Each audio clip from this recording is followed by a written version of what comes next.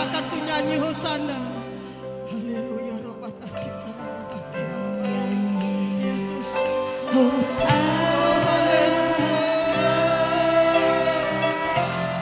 bagi Rajaku yang duduk di atas. Aku muliakan dan ku agungkan, Kau layaki sembah. Katakan ku nyanyi hosana.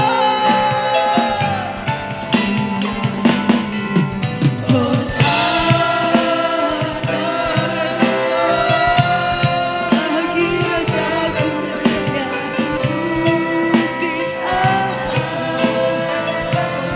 Aku muliakan dan ku agungkan, Kau layaki sembah. Katakan kau layaki sembah. Kau layaki sembah. Katakan hanya Yesus yang layak disembah. Kau layaki sembah.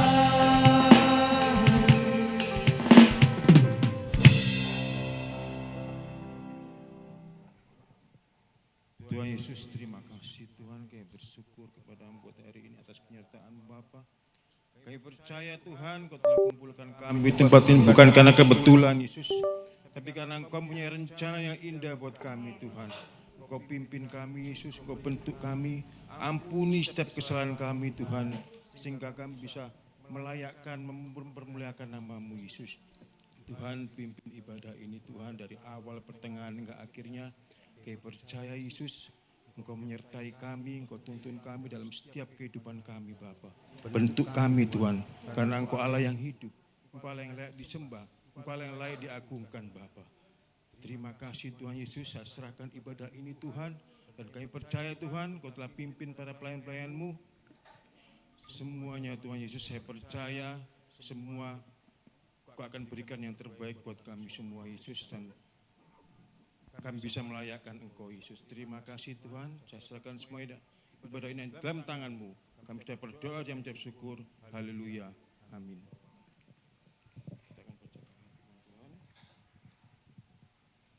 Di dalam 1 Korintus 6 ayat 19-20. Atau tidak tahukah kamu bahwa tubuhmu adalah bait Roh Kudus yang diam di dalam kamu, Roh Kudus yang kamu peroleh dari Allah, dan bahwa kamu bukan milik kamu sendiri, sebab kamu telah dibeli dan harganya telah lunas dibayar. Karena itu muliakan Allah dengan tubuhmu. Amin. Haleluya, puji nama Tuhan. Masih semangat untuk memuliakan nama Tuhan? Terpujilah nama-Mu Tuhan, beri kemuliaan buat Tuhan. Haleluya.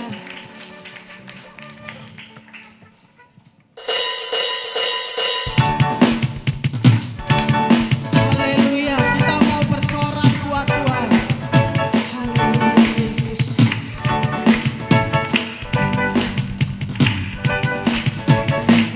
Terpujilah nama-Mu Tuhan,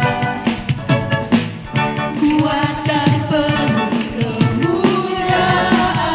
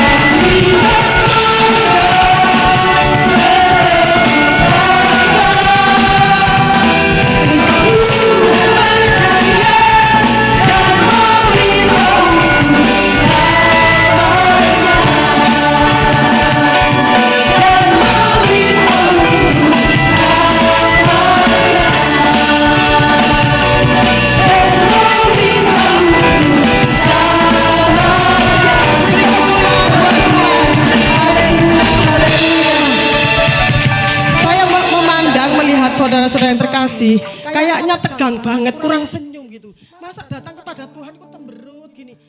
Enggak, Tuhan enggak berkenan kayak gitu ya. Kasih senyum kanan kiri depan belakang, katakan ayo nyanyi gitu ya. Ayo memuji Tuhan seperti itu ya. Puji nama Tuhan. Masih semangat memuliakan nama Tuhan? Kita pujikan glory, nyanyi glory ya.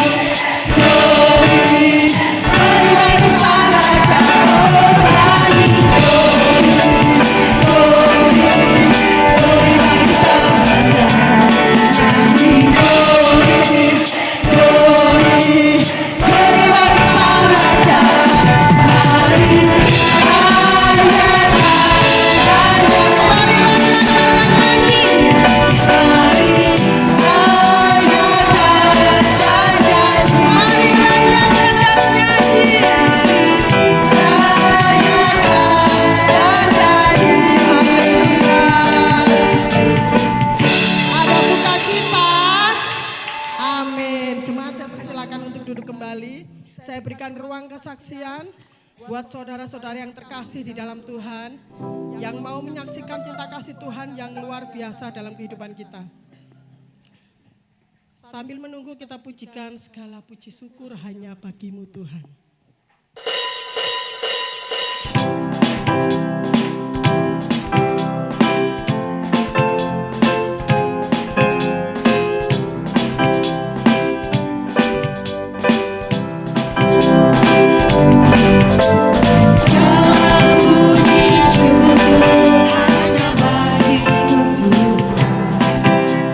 Sebab kau yang layak dipuja.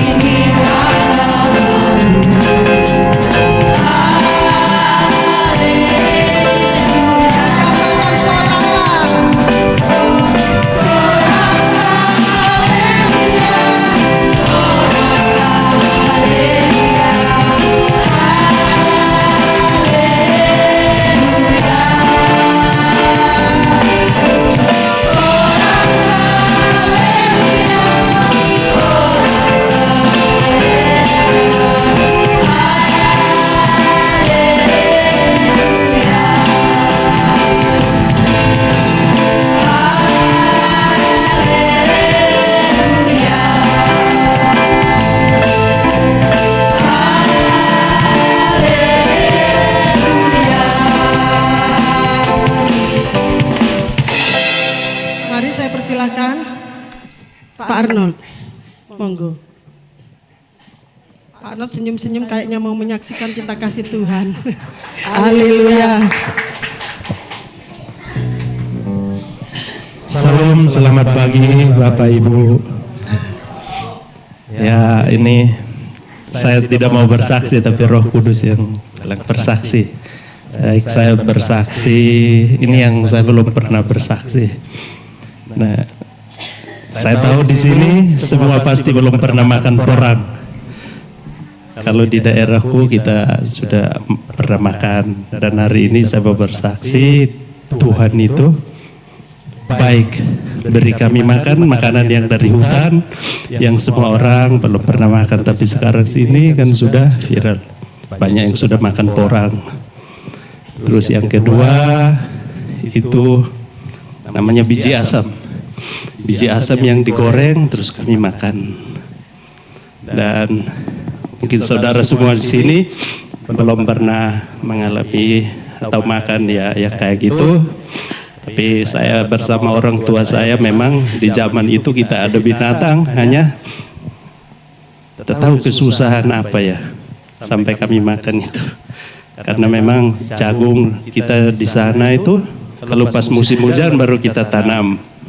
Terus habis tanam ya sudah kita nganggur, gak ada lagi air kering di mana-mana, dan itu saya alami di tahun pokoknya 90-an, masih kecil.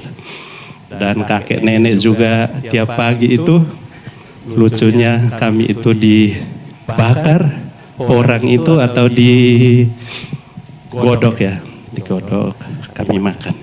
Dan yang anehnya kami makan, salah makan porang itu gatal porangnya itu, muka kami bengkak semua, mulut itu besar. Habis itu kami makan, tidak tahu obatnya apa, tapi kata kakek nenek orang tua saya itu, mereka bilang, ya Tuhan kita jaga, yang penting kita tidak mati. Ya, padahal kami tidak tahu berdoa. Orang yang di NTT sana memang kita Kristen banyak, terutama dulu saya itu Katolik. Hari Minggu kita bukan ke gereja, saya hampir mirip kayak Daud, jadi gembala sapi, kambing di hutan. Tidak pernah kumpul teman sebaya untuk bermain atau nikmati hidup, tidak ada. Pada suatu saat saya pindah ke keluarga mama saya. Keluarga mama saya itu perbatasan timur tengah selatan, jauh dari keluarganya bapak saya. Itu angkat saya pindah itu hampir beda apa ya, kecamatan tapi jauh. Pindah terus sambil sekolah, dan saya sekolah sambil kerja di bengkel. Puji Tuhan ada orang baik, karena orang tua saya itu mereka rusuh karena rampasan kayu, tanah. Akhirnya kami tidak terurus. Ya Tuhan, kayak saya rasa itu kayak apa ya, kayak saya naik tangga itu, dari hutan ke desa, kumpul orang, akhirnya sampai di Jawa juga. Itu karena kebaikan Tuhan. Dan tetap saya bersyukur sampai hari ini. Orang lihat memang kita tidak punya apa-apa, saya bilangnya tidak apa-apa, memang saya punya Tuhan. Karena saya sudah alami semua. Dan di tahun 2026 ini, kemarin Natalan ibu telepon saya itu nangis. Terus ngomong pakai bahasa sana, kalau bahasa Indonesia itu bilang, kok di sana kalian kok segar-segar? Saya bilang, iya. Kita sudah ya, Tuhan itu, percaya Tuhan itu, kita jangan khawatir tentang hidup kita. Saya tidak pernah khawatir. Orang bilang, kamu tidak kerja 1 tahun makan apa? Saya bilang, ya Tuhan saya ada. Iya, semua orang ada yang pernah saya nganggur sampai 1 tahun. Tapi ya ada aja, saya bisa kerja potong rumput di perumahan, bisa cuci mobil keliling, bisa cuci sepeda motor, bisa lopas anjing. Anjing itu 1 jam itu kita tarik untuk buang air, itu 1 jam 25.000, itu juga saya alami. Cuci mobil juga, ya, puji Tuhan. Sampai ketemu Bapak Gembala juga ya dicuci mobil. Dan itu masih waktu itu masih salva, masih sekolah minggu di sini, belum ada kayak sekarang ini. Dan saya pikir Bapak Gembala itu orang Manado, jadi oh pasti minum ini ya, kita kerja sambil minum.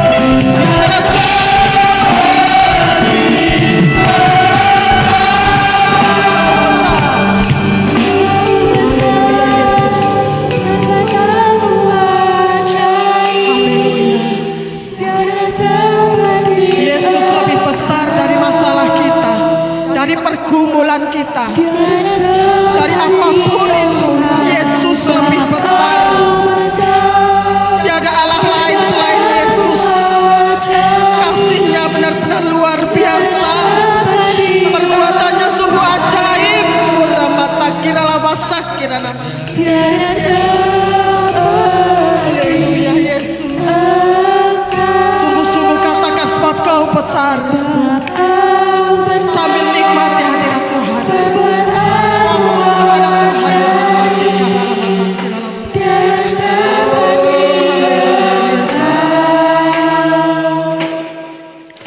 Tiada seperti Engkau, sebab Kau besar, berbuat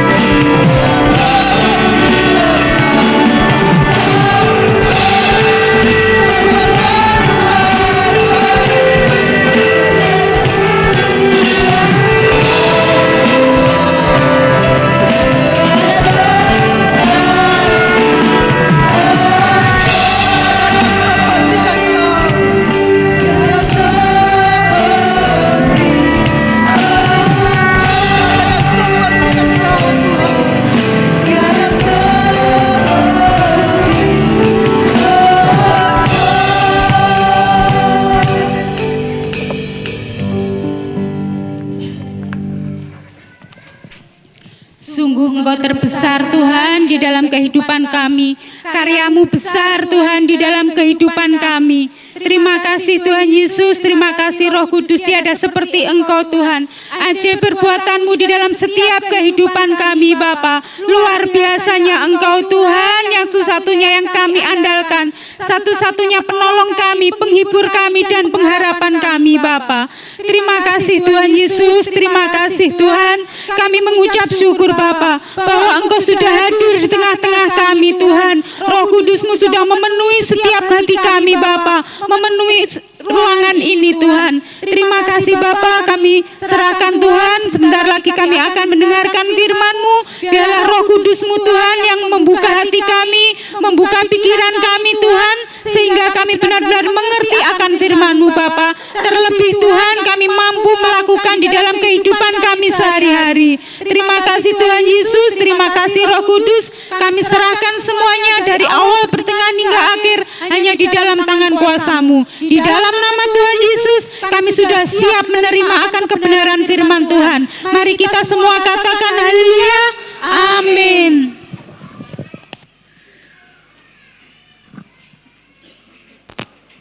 Puji nama Tuhan, selamat pagi semuanya Bapak Ibu, pemuda, remaja, anak-anak sekolah minggu. Haleluya, haleluya. Bersuka cita terus di dalam Tuhan, amin. Nah, kalau kita lihat kegagalan manusia itu, kalau saya kategorikan, ciri-cirinya adalah pertama, hidupnya itu tidak ada gairah, atau bisa dibilang hilangnya energi. Dalam bahasa kekiniannya anak muda adalah apa kira-kira? Malas ngapa-ngapain, mager. Tahu mager? Kenapa disebut mager? Hah? Asal katanya dari mana? Oh, malas gerak. Ya, malas gerak. Yang kedua, kegagalan itu muncul akibat kategori ciri-cirinya adalah dia sudah terlalu sering dikecewakan. Atau berikutnya, dia merasa dirinya sudah tidak ada harapan atau hopeless. Ya, putus asa. Meningkat lagi. Hidupnya dipenuhi dengan yang namanya kemarahan. Karena dia kecewa, dia tidak bisa melampiaskannya, balas dendam pun tidak punya tenaga, sehingga muncullah kemarahan, ya gondok. Dan terakhir adalah diakhiri dengan tawar hati atau hilangnya kepercayaan. Ketika kita ketemu dengan orang seperti ini, kita ajak, ayo kita kerjasama lo, segala macam, dia orangnya apa ya? Dia nggak akan mudah percaya, bahkan sama siapapun dia udah nggak percaya lagi. Ada seorang wanita ketika ditanya, mau nggak kamu jadi pacar saya, menjadi istri saya? Ya kan, oh, maaf, saya sudah terlalu sering disakiti sehingga hatinya menjadi tawar. Inilah yang sering terjadi sehingga manusia itu saya kategorikan adalah orang-orang yang gagal. Karena pernah mengalami sesuatu yang luar biasa. Penyebabnya adalah, kalau kita lihat, yang nomor satu, ketika contoh kita berdoa, Tuhan saya mau ini, saya mau itu, Tuhan tolong penuhi. Kita berdoa 1 hari, 2 hari, 1 minggu, 1 bulan, 1 tahun, 2 tahun, 3 tahun. Tetapi tidak kunjung-kunjung doa itu dijawab. Akibatnya kehabisan energi. Akibatnya muncul kekecewaan. Akibatnya muncul tawar hati. Atau yang kedua, ketika seseorang dijanjikan dan janjinya itu tidak ditepati, muncullah ini semua. Kalau zaman anak sekarang itu dikatakan apa? PHP. Artinya apa? Pemberi harapan palsu. Cuman janji aja. Atau yang ketiga, nah ini dia.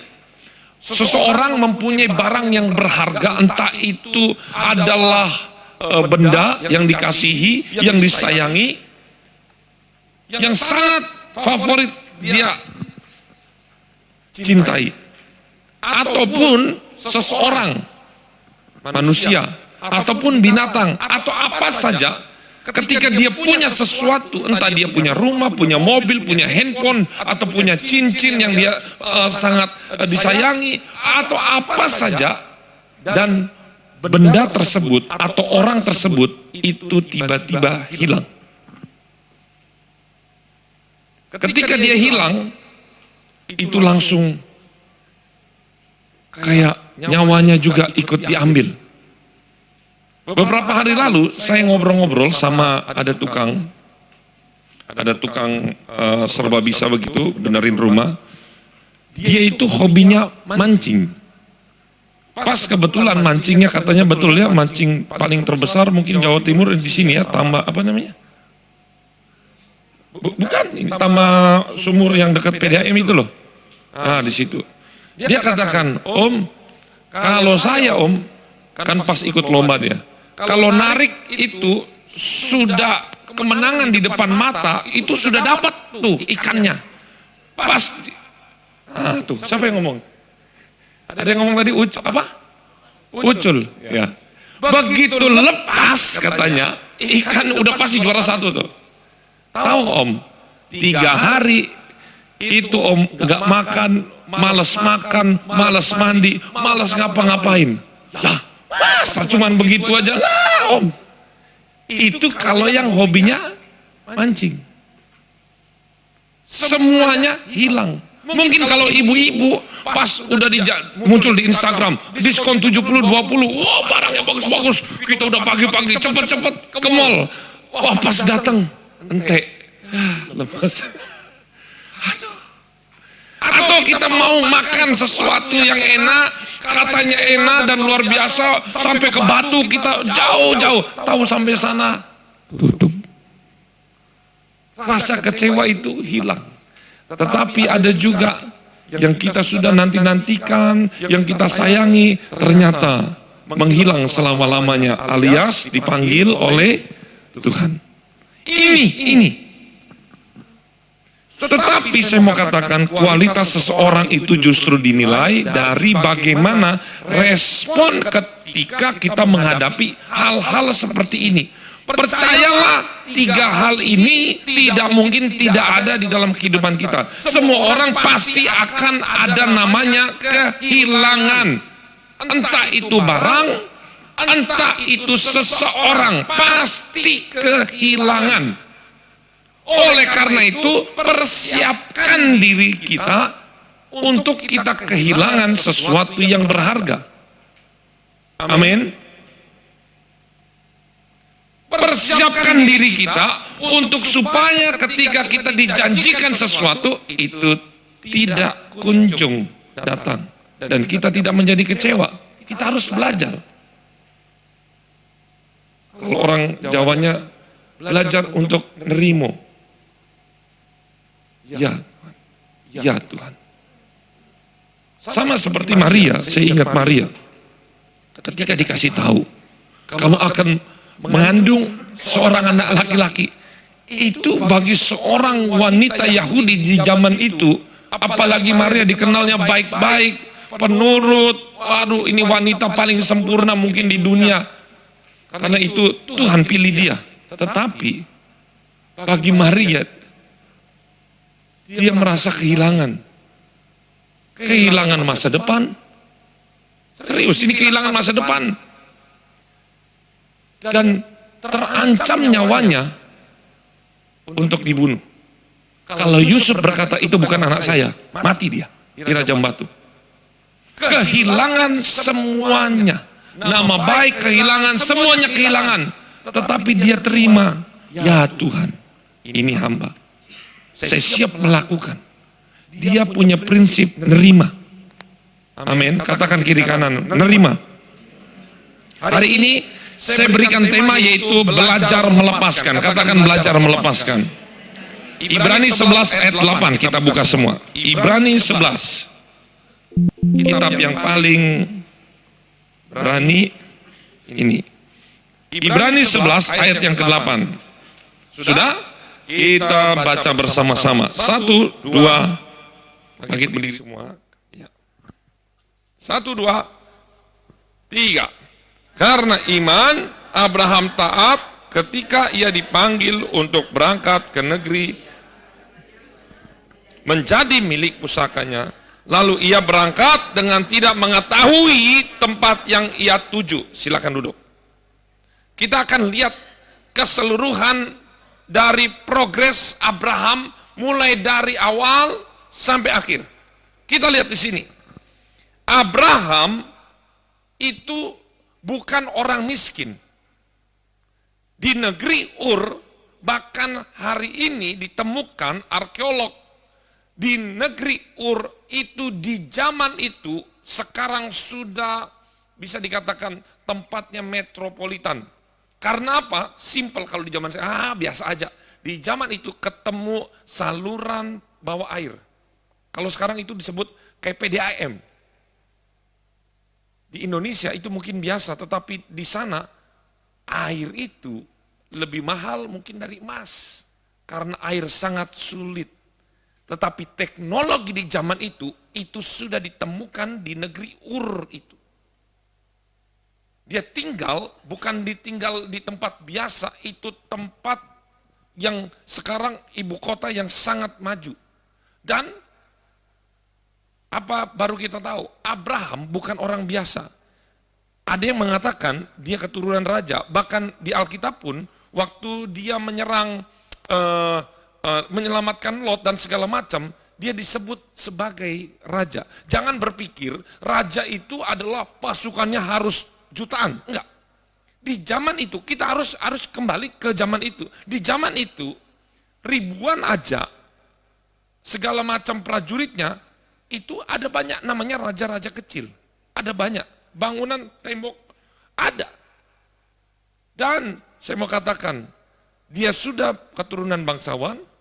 Tera itu namanya luar biasa bapaknya. Dia bukan orang sembarangan, orang top di negeri Ur itu. Abraham juga.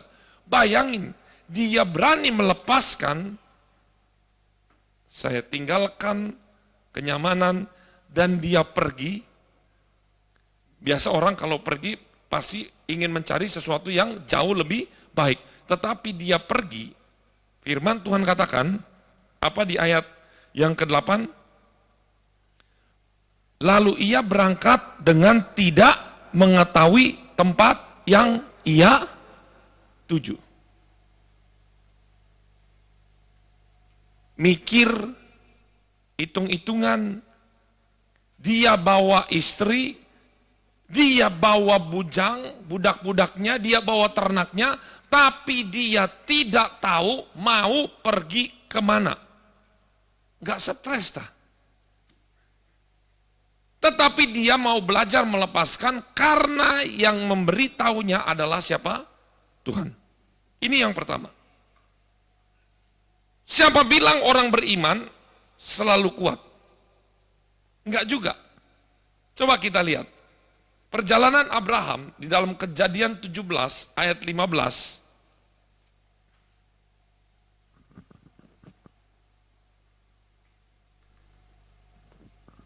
Kejadian 17 ayat 15. Ternyata orang yang katanya beriman, bapak orang beriman, ternyata nggak jauh beda dari kita. Tetapi nanti kita akan lihat perbedaan Abraham dengan orang-orang di sekitarnya atau dengan kita. Apa? Kita lihat di ayat yang ke-15. Selanjutnya Allah berfirman kepada Abraham tentang istrimu Sarai, janganlah engkau menyebut dia lagi Sarai, tetapi Sarah itulah namanya. 16.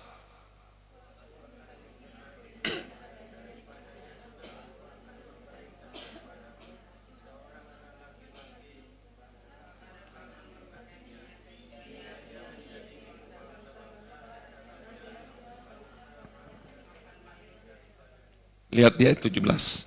Lalu tertunduklah Abraham dan tertawa. Senang nggak? tertunduk, tertawa. Senang apa enggak? Enggak.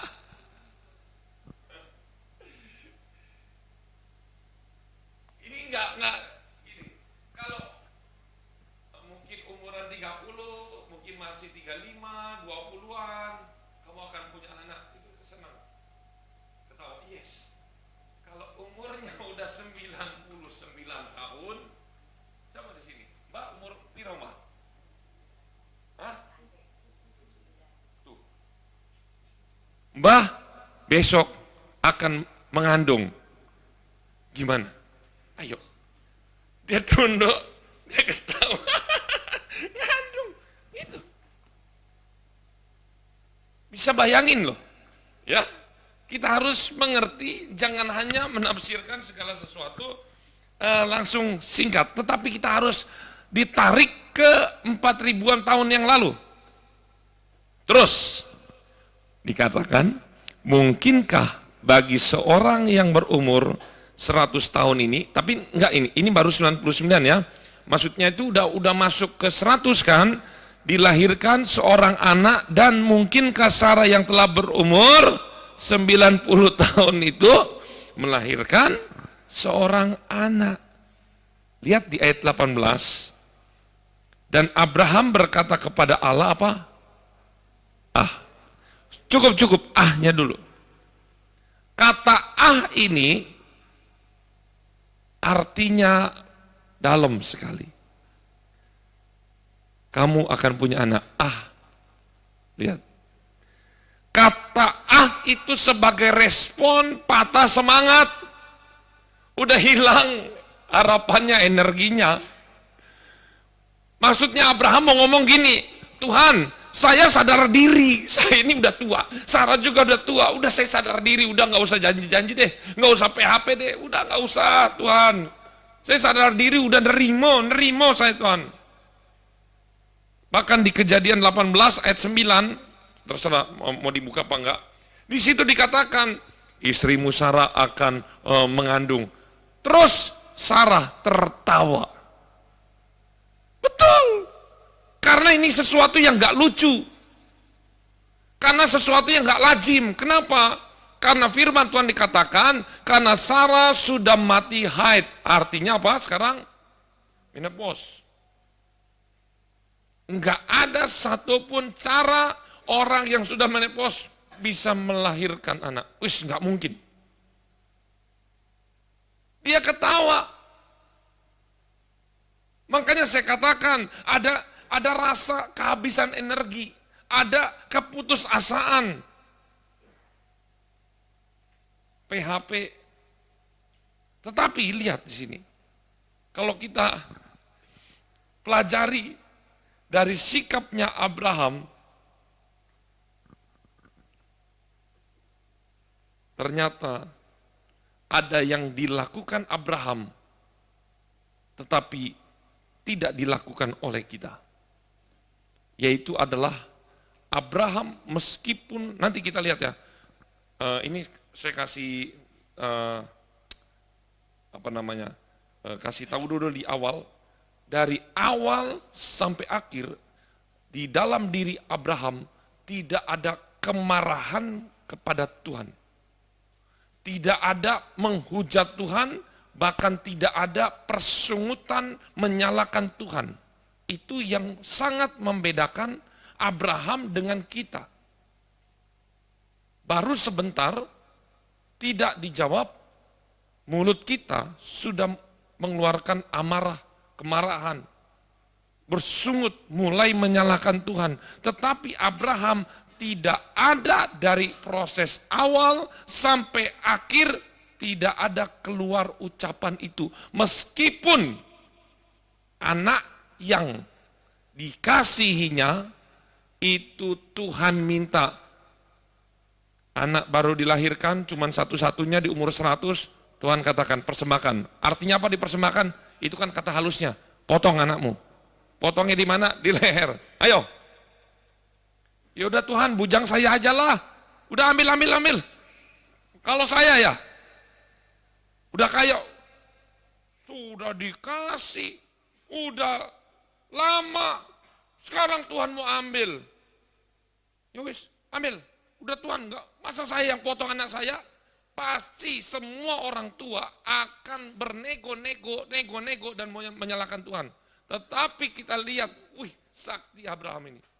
Ketika dia dapat suara itu malam, pagi benar, dia nggak kasih tahu istrinya. Saya yakin karena Sarah pasti akan halangi. Dia kata ke Ishak, bawa, kita pergi. Pagi benar dia pergi. Dan tidak ada sedikit pun Abraham menunda-nunda apa yang dikatakan oleh Tuhan. Dari mulutnya tidak keluar satupun menyalahkan Tuhan. Ini orang sakti nih. Memang dia ada ketawa, ya lucu aja. Masa udah umur 99 saya bisa mempunyai anak, istri saya lagi, mungkin kalau laki-laki kan seumur hidup mungkin masih punya potensi untuk memiliki keturunan. Tapi kalau wanita yang sudah mati haid, tidak akan mungkin. Lihat nih. Ada 5 kejadian besar iman, kalau saya review semuanya.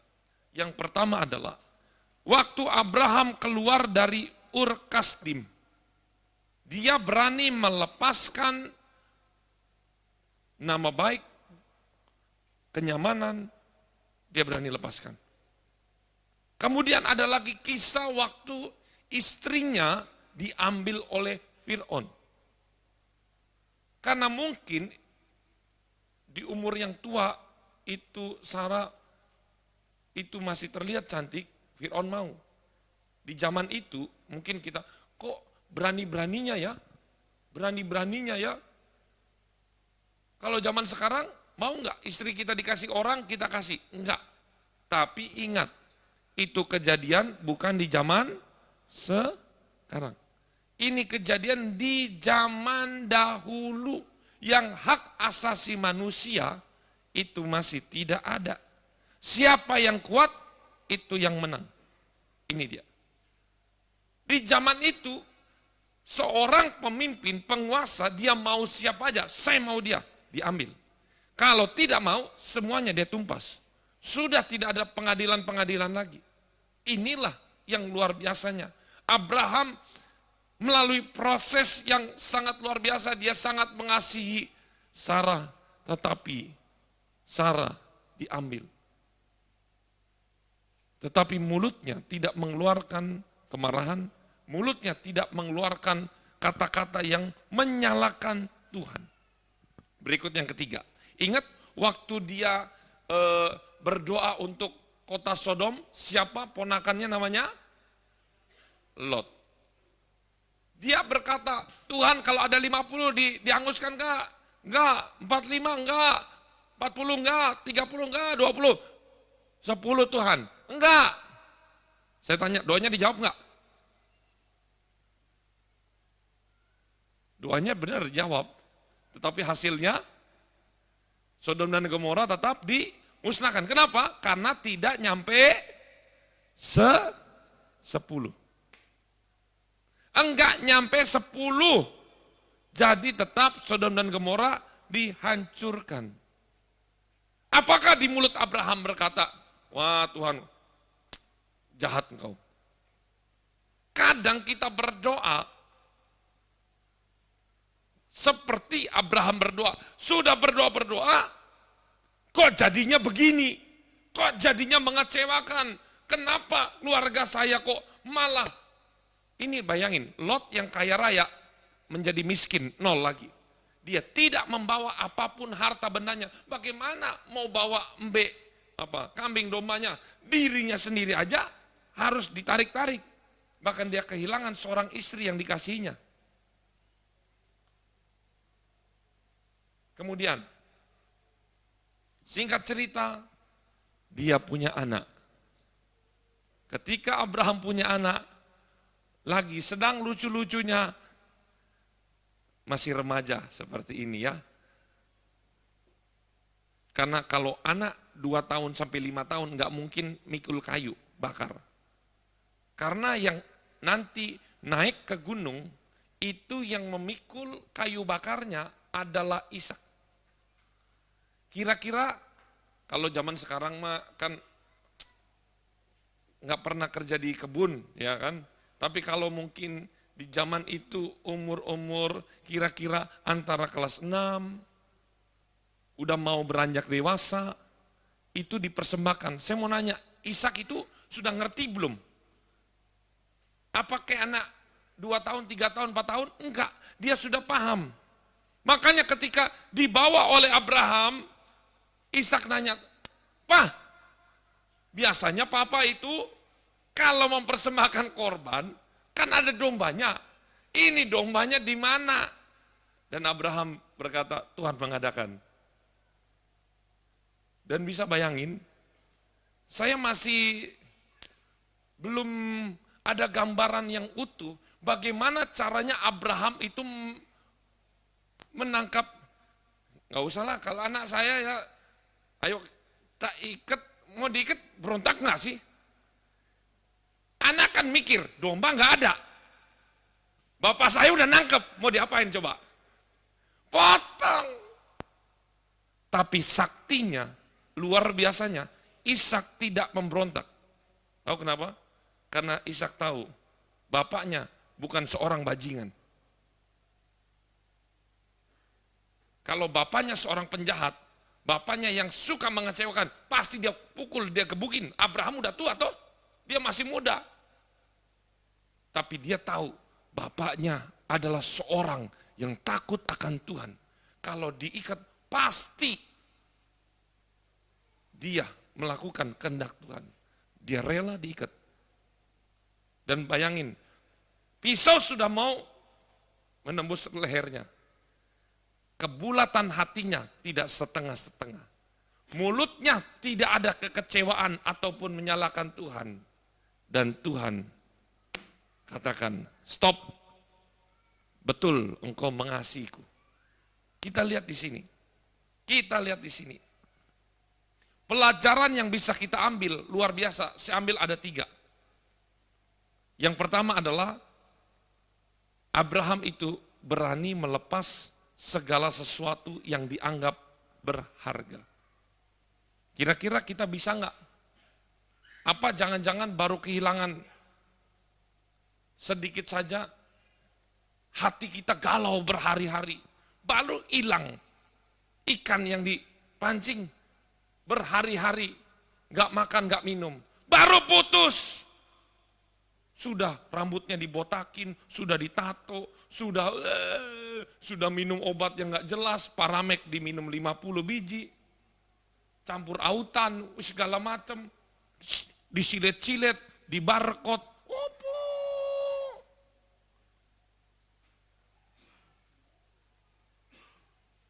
Lihat ini, berani melepas sesuatu yang dianggap berharga. Katakan berani melepas. Kalau kita tidak berani melepas,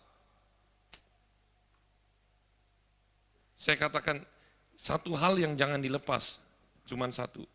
Jangan lepaskan Yesus, amin. Jangan lepaskan Yesus. Kalau yang lain, udahlah. Kalau misalnya udah itu, udah hati kita udah, ya nerimo saya, udah lepas. Udah. Gak usah lagi diinget-inget. Kalau enggak, orang yang tidak berani melepas sesuatu yang dia kehilangan, masa depannya yang harusnya luar biasa, dia akan terbelenggu oleh benda itu atau oleh orang itu, sehingga dia mau maju dia nggak bisa, dia mau maju nggak bisa, energinya habis karena dia sudah dirantai oleh sesuatu yang mengikat dirinya. Berani melepas dan tetap di depan. Yang kedua, saya lihat di sini ada contoh-contoh yang luar biasa. Daniel, Sadrak, Mesak, dan Abednego, dia berani melepas jabatan. Tetapi dia tidak berani melepas dan menyangkal Tuhan.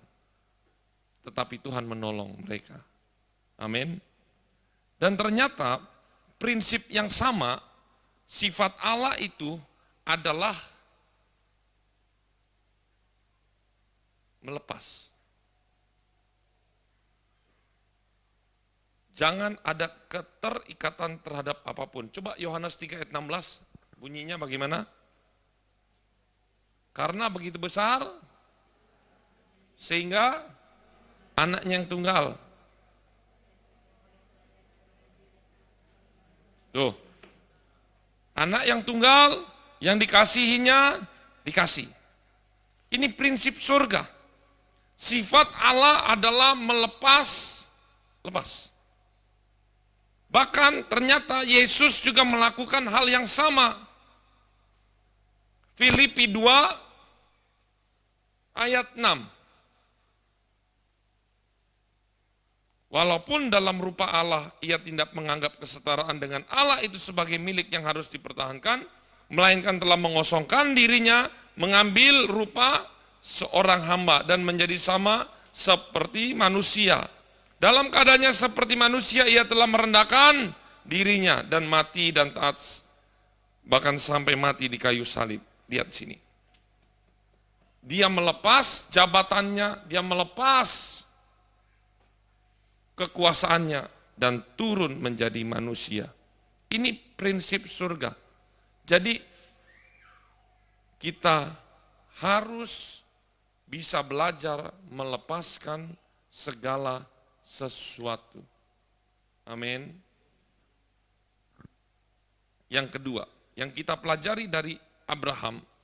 Abraham tidak pernah ditemukan satu kali pun ayat dimanapun dia marah, dia kecewa, dia bersungut, dia menyalahkan Tuhan atau menyalahkan orang lain. Enggak ada. Ingat ya, ini yang menjadi pembeda Abraham dengan kita. Kalau kita hidupnya mau diberkati, kita harus belajar untuk tidak marah kepada Tuhan, tidak kecewa, punya hati nerimo, tidak bersungut-sungut. Kita terima aja prosesnya, terima kasih Tuhan. Saya enggak menyalahkan engkau. Lihat, sama seperti Ayub. Aku lahir telanjang, mati pun aku telanjang. Terpujilah nama Tuhan. Dikatakan Ayub tidak bersalah, tetapi harta bendanya diambil, anak-anaknya diambil, istrinya mengkhianati dia, plus kesehatannya diambil. Tapi Ayub tidak pernah menyalahkan Tuhan. Ingat, kalau kita lolos dalam yang kedua ini, mantep. Dipastikan hidup kita akan berubah. Dipastikan kita akan naik, bukan kepala. Bukan ekor, tetapi menjadi kepala. Tetapi kadang kenapa Tuhan kok ini tidak kunjung selesai-selesai? Karena mulut kita, karena hati kita belum apa-apa, menjalani di setengah, sudah tidak tahan untuk menyalahkan Tuhan. Amin. Yang ketiga, yang terakhir. Abraham ternyata saya temukan mematikan mata, mematikan telinga, mematikan pikirannya. Waktu Tuhan katakan, ambil anakmu persembahkan.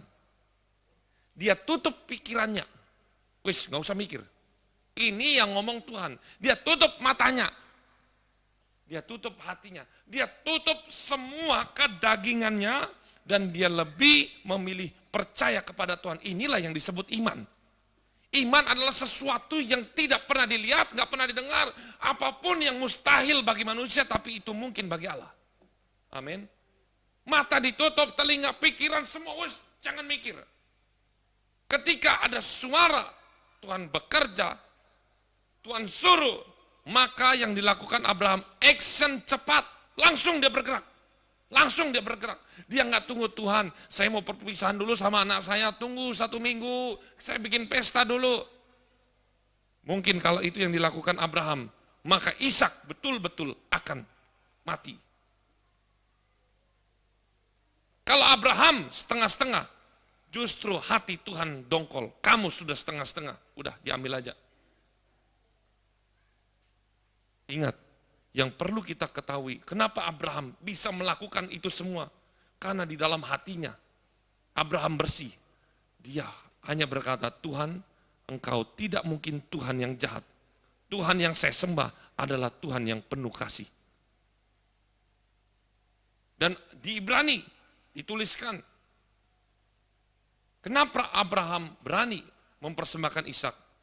Tahu nggak? Di dalam pikirannya Abraham begini, meskipun Allah mempersembahkan Ishak dan Ishak itu pun nanti mati, Abraham katakan gini, dia percaya Tuhan akan membangkitkan dari orang mati.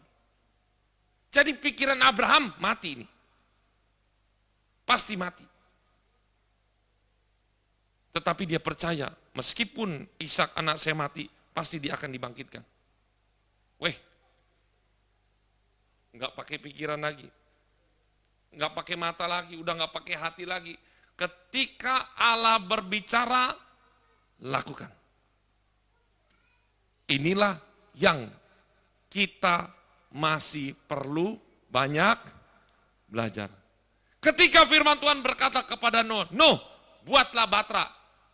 Orang bodoh apa orang buat batra? Batra yang gimana? Waktu itu kapal juga kagak ada. Buat apa? Ada hujan datang besar dan segala macam. Tuhan, ini gunung. Ayo. Kalau Nuh mungkin jadi saya, akan kita maki-maki Tuhan. Tuhan gak bener. Ini gimana? Kalau buat kapal di pinggir pantai. Ini buat kok di gunung. Coba.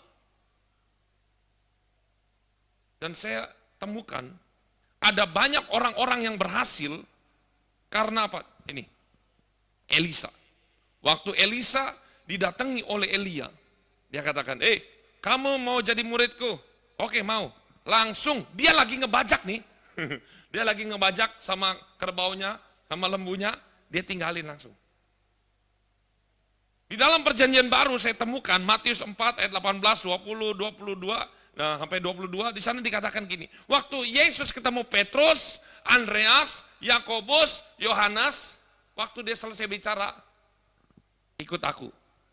Jala kapal ditaruh. Ikan yang begitu banyak didapat, taruh. Langsung ikut. Dia nggak mikir-mikir, aduh Tuhan, iki kalau ditinggalin, iki hilang. Lebih baik kan kasih ke orang tua saya dulu, ini. Repot pikiran kita. Justru yang menghambat mujizat terjadi itu justru kebanyakan mikir. Waktu dia ini lebih hebat lagi. Dia datang ke pemungut cukai, dia lewat, namanya Lewi. Atau nama lainnya Matius, penulis Matius. Lagi ngitung-ngitung duit pajak, Matius ini itu kepala, jadi pasti uangnya lagi banyak-banyaknya. Yesus lagi lewat, dia cuman begini, Matius, Lewi, mau jadi murid saya? Mau Tuhan, ayo ikut saya. Lepas dia. Ngeri. Orang yang berani melepas akan mendapatkan sesuatu yang dahsyat. Tapi engkau yang tidak berani melepaskan sesuatu yang lama, jangan harap mujizat itu bisa datang di dalam hidup kita. Mari kita masuk di dalam doa. Kita akan nyanyi satu pujian. Bila kau izinkan sesuatu terjadi.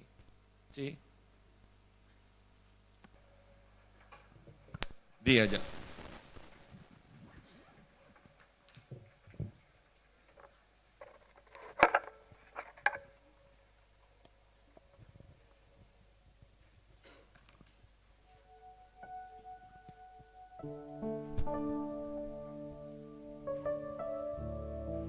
Suatu saat ada orang kaya yang punya banyak harta datang kepada Yesus. Dia katakan, Tuhan, 1, 2, 3, 4, 5, semua saya sudah lakukan hukum Taurat. Dan Yesus katakan, kalau kamu mau sempurna, jualah hartamu, bagikan kepada orang-orang miskin, dan ikutlah aku. Saya mau katakan, mungkin kalau orang itu masih hidup dan bisa mengulangi, dia akan jual hartanya. Karena ada kata apa? Ikutlah aku. Ada kemungkinan besar orang kaya ini akan menjadi murid Yesus. Ini satu panggilan yang dahsyat. Ikutlah aku. Tapi dia pergi dengan kecewa. Dia tidak mau melepaskan hartanya. Orang kaya ini orang kaya bodoh. Kenapa? Karena dia tidak melihat bahwa Yesus adalah harta yang terbesar. Hari ini, apakah hartamu? Apakah hartamu adalah harga dirimu? Apakah hartamu adalah gengsimu? Apapun hartamu, serahkan kepada Yesus siang hari ini. Bila kau izinkan sesuatu, bisa saja apapun terjadi dalam hidup kita.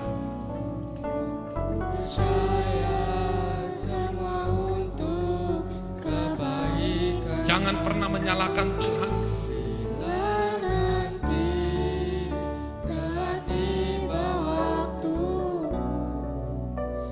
Percaya kuasa-Mu memulihkan hidupku. Dari awal bila kau izinkan sesuatu terjadi, kami percaya. Ku percaya semua untuk kebaikanku. Bila telah tiba waktumu, ku percaya kuasa-Mu memulihkan hidupku. Waktu Tuhan pasti yang terbaik. Walau kadang tak mudah dimengerti, lewati cobaan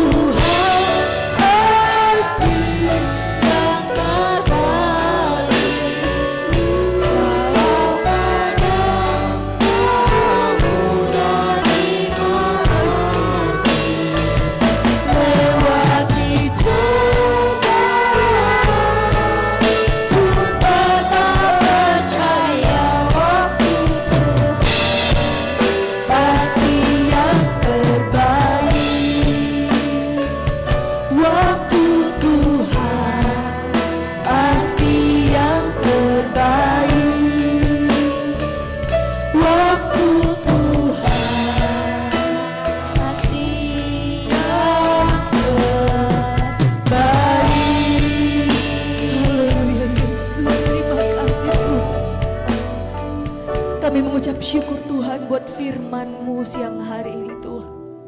Kami belajar banyak dari iman Abraham Tuhan.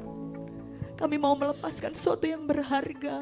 Kami mau mengikuti Yesus, mengikuti setiap panggilan-Mu Tuhan.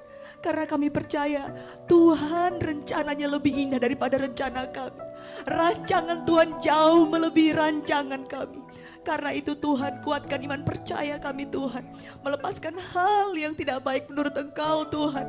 Tuhan pasti memberikan hal yang lebih baik buat kami. Terima kasih Bapa kami yang baik. Terima kasih Tuhan Yesus Kristus. Memberkati setiap kami yang telah mendengarkan kebenaran firman Tuhan. Kami mau melakukannya. Kami mau mengikut Yesus. Tanpa bersungut-sungut, tanpa mempertanyakan mengapa Tuhan. Kami mau percaya penuh pada Engkau. Engkau Yesus, Engkau selalu Tuhan mengerjakan yang terbaik untuk kami. Terima kasih Bapa, terima kasih Tuhan Yesus Kristus. Kami mengucap syukur Tuhan. Sebentar kami akan membawakan korban persembahan untuk Tuhan. Ini persembahan kami Tuhan Yesus. Engkau berkati Tuhan Yesus. Kami percaya Tuhan, Tuhan memberkati pekerjaan kami, memberkati rumah tangga kami. Apa saja Tuhan menjadi keperluan kebutuhan kami, Engkau memberi dengan limpah Tuhan, sesuai dengan janji firman-Mu. Terima kasih Bapa, terima kasih Tuhan Yesus. Kami mengucap syukur di dalam nama Tuhan Yesus Kristus. Haleluya.